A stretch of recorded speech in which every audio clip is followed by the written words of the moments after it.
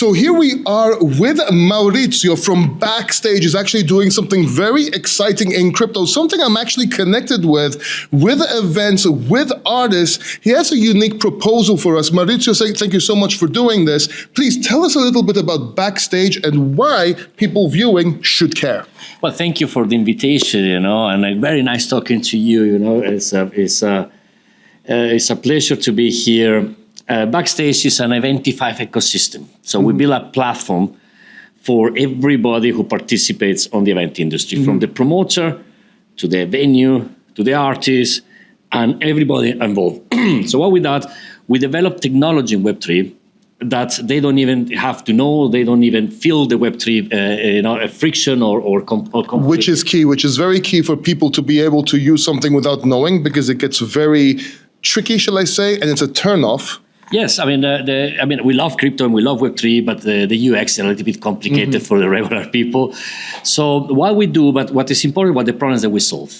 What problems we solve? We solve the problem that the artists and promoters, they lack revenues, streams, and they are being creative, but they haven't succeeded for the last 20 years. So what we offer for the first time is that they tap on the revenue of the demand that they generate. Let me explain you. An artist goes to a city, a big artist, let's pick Rome. The hotel prices go 200, 300% up, and all the hotels are fully booked. Who makes that money? They generate the revenue, but someone else takes the benefit. And the fans get overcharged, and it's a lose-lose for people in the events. So Backstage now gives them this platform so they can actually tap to this revenue. We are connected to 1.5 million hotels around the world. We eventually want to launch also the airline ticket so people can buy their airline, the hotel, their memberships, and the artists and the ecosystem benefit. So that is Backstage, allow our partners, artists, promoters to finally tap into the parallel economy. So this is actually quite interesting. Now, I used to be in event management and I was also an artist. So let me try and understand this from all different types of views. Let's say I'm an artist, and let's say I'm not in a major label. Let's say I'm an independent artist, I'm working for myself, I'm putting my music on Spotify, and I want to do some sort of, or I'm part of a bigger concert or something like this. Would I be able to use it, or does it have to be a big artist with big demand? Small, medium, large is a free, is a profile. That extra large?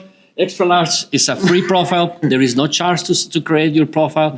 You have your own link, and everything that happens on that link, you make rev share. So if you sell tickets, if you sell merch, if you sell anything, and it's one-to-one, so no algorithm, meaning that whatever you post and you show to your fan base inside is no middleman, so it's one-to-one. Difference of your Instagram account, you post, and it's about 5% of your followers who actually sees what you post. Here is no algorithm, there is no dynamic pricings, there is nothing. It's plain one-to-one, decentralized artists with fans, and that is what we are destructive and why we're very excited to bring this product to the market. So even as an event organizer, doing concerts, bringing artists, whether they're independent or not, I can actually use the service? Yes, absolutely. Even if, for instance, artists, they don't create their own events, they play it in Coachella, they play in tomorrow. But they can say to the fan, hey, I'm playing in Coachella next week. Go ahead, guys, and book your hotel here. Get my discount. Boom. He's already generating revenue. Okay. He doesn't even have to be Coachella who promotes the hotel. He can go directly to his fan base. And that is what we call the network effect. And also, the service is also beneficial for the fans. It's not only the artists say, okay, well, great, the artists make more revenue. But now there is a direct engagement. There is no just one-way street. So I get discounts from the artists. I get merch from the artists. I get perks. I get maybe a meet and greet opportunity, and on and on and on. So as a fan, I'm more connected. As an artist, I tap into the economy that I generate. So it's a win-win situation for the industry. So these hotels, these 1,500 hotels, they're already 1.5 million hotels. Oh, we're talking big numbers here. They're already connected, like affiliated. Like, well, let's say I want to do a crypto factor. Let's talk about crypto events. This actually might be interesting. Let's say I want to do, and I've actually talked about doing this, a crypto factor event where I call sponsors and stuff like this. And let's say I want to do it in Athens or Dubai. I would walk me through what it would look like. I have my phone and I'm throwing the event.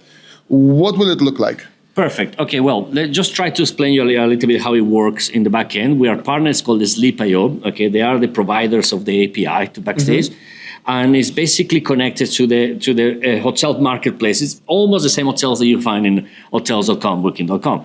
But, there is a system, a way to get a better deals, and we charge way less commissions that the hotels.com charge to the hotels. So the hotels have more incentive to give a room, and it's cheaper for the end user.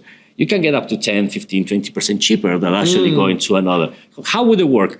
You have your own profile in Backstage. You own your page. And you say, I have this event. Here you can buy the tickets for the event, or a membership, or the invitation, or, plus.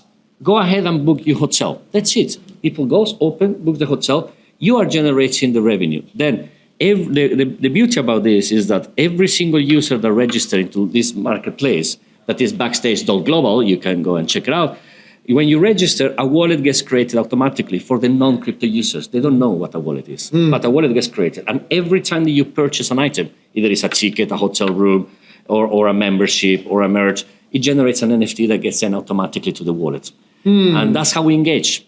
So, for example, Token 2049, which we're at right now, Dubai, if they decide to use this service, they would make income from everything, from hotels, from tickets, from the speakers, from the people they bring.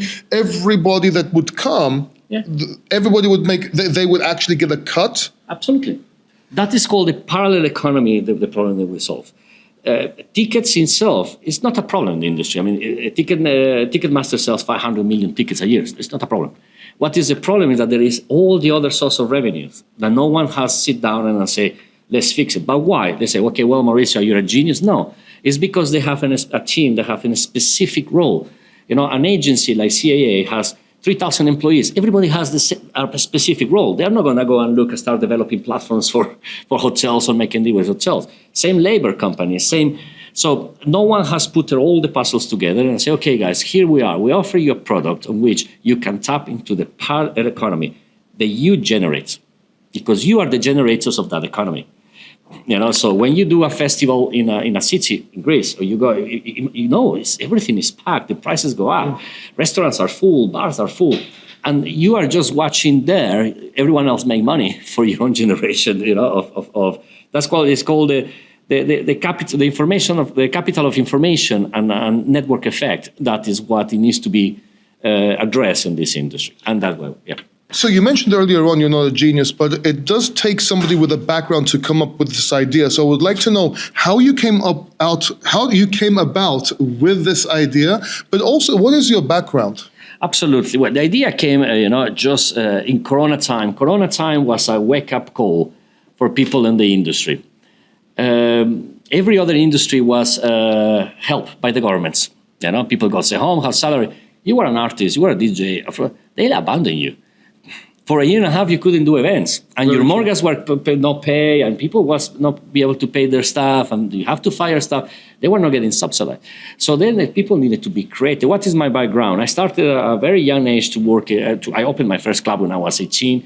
Then I moved to London with my partner, Steph. We done events for Jennifer Lopez, Eminem, Shaggy. Nice. So I've been in this industry, so I know the pains. And my second half of my life, when in 2008, I developed and sold softwares for publishers and advertisers when cookies was the king. So the combined experience of data and the event industry pains, we managed to create Backstage. So that's where it comes from. Okay. Don't be shy. Come, Brain, please. Don't be shy. You look beautiful. Yeah, you don't mind me saying. Amazing cafe here in Dubai. So we're going to have lovely cup of coffee. It's in the Grand Bazaar. What is the name of the coffee place? Arabic coffee.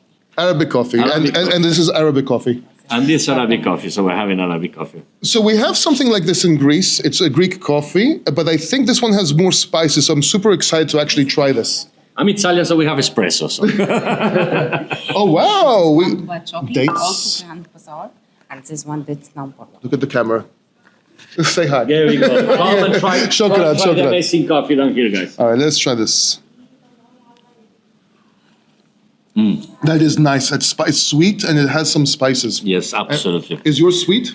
Mine is a little bit sweet, yes. Okay, so mine's sweet as well. So, They make those all sweet. Maybe it's the spice that makes it sweet. Spice. And we'll try this in a second. So you said you had a club. Are you talking about a nightclub? Yeah, we have. I opened my first club when I was 18 in Rome, just after the army, and it was a huge success. Boom. Because I was was the first place who introduced exotic fruits into a cocktail. I mean, you have to understand that in 96, 97, even lime wasn't. You couldn't find it in there. I put pineapple, watermelon, raspberries, and in a matter of weeks, I became the most popular club in Rome. Then I moved to London with the co-founder Stefano. We were running a place called it was My Bar. Actually, it was called My Bar, and every celebrity came there. You know, Jennifer Lopez, Shaggy, Eminem, DJs like Tony Humphries, Sandy Rivera, who became a very good friend of mine. He came to my wedding. So all the visitors that were staying in this place. So we were running the club, the bar next to it. So we became friends with all of them. We done many events. So yeah. That's actually quite interesting. So I actually have a similar but smaller scale background. I opened my first nightclub. It was only about 450 people capacity in Greece when I was 27.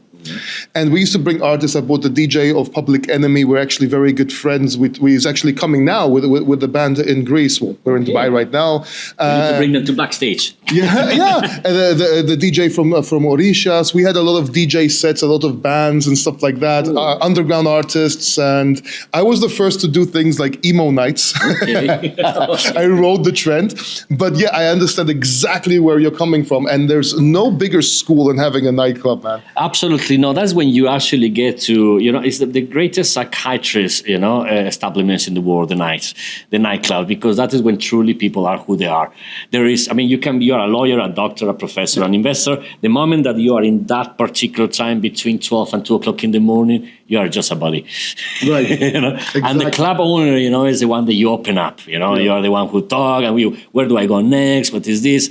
And the relationships got built through the years, very strong relationships in all sectors, in financial, in legal, in other club owner, because then you are a family. Every club owner, my co-founders, they are from Ibiza. One of them launched, it was the Night and Day magazine, one of the most popular magazines in Ibiza. Stefano, is there, still lives there, so he knows everybody. You go to the island, Stefano is almost, so you bound, in this industry. But we understand the pains, and we've been working 4 years to build this. So we've been 4 years on the making.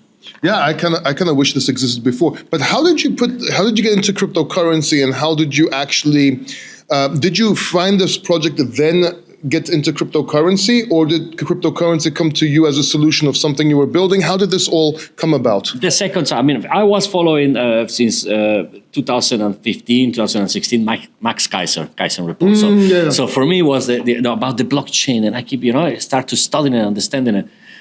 And one of the biggest problem that is the management. I spoke with management in the industry. One of the answers, say, Mauricio, is everyone loves to do that, but how do you manage it? Like I said before, blockchains allow you to manage a large scale transaction. It's a layer, it's transparent.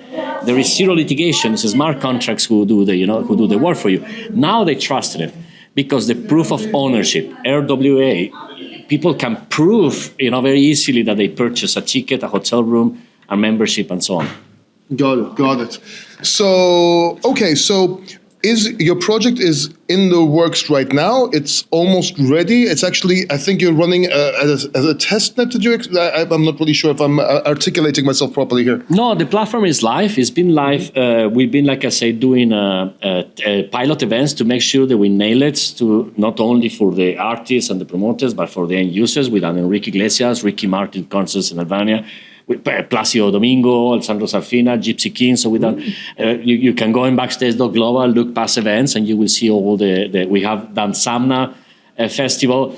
So the platform is ready, it's live, and it's fully functional, and it's stable. It's being tested with thousands of people. So yeah, we are just ready to scale. We are launching a token because it's part of the fuel of the Backstage backbone of the ecosystem. And we're ready to scale from this year and next year. We're ready to scale it in very, very internationally and with very, very large volumes. Yeah. Nice. Let me ask you something. You've done a couple of these interviews. What's the one question you wish people asked you, but they very rarely do? Oof, my God. You can answer that if you want. No, it's okay. Let me just, it's my partner actually. I would tell him, don't disturb me. Tell him to come onto the interview. The partner, let me just put it on silence here so they don't call me. One wish that people will ask a question to me, okay, is, if to understand, because a lot of people doubt, they think that Ticketmaster and Live Nation, how you gonna, have you actually know how big the industry is? I want people, how large, how much is the market share of Ticketmaster? Guys, that it's only about 12% worldwide. Wow. People think that it's 90%. People think, they sell all the tickets. No. And the second question is, who is the largest player? No one knows who is the largest player. You know that in Google, any other industry. There is none, because no one from MIT or Silicon Valley have came to solve a 2.5 trillion economy. Now, let's hope that Backstage is the one who does it. I wish you the best of luck. Where can people find you? I'm super excited about this project. Where can people find you? You can go in our X. I think we're going to put you somewhere on the list. Follow us in X. Follow us in we have also a Telegram group. And you can go in backstage.global. Okay, and from there you can get all the information, and yeah, guys, follow us up and see how we are changing the event industry. So join the revolution. Thank you so much, Mauricio, and let's have some chocolates now. Yes, I'm very, very curious. Thank you so much. Really appreciate you, man. And we'll see you in the next video. Make sure you check it out.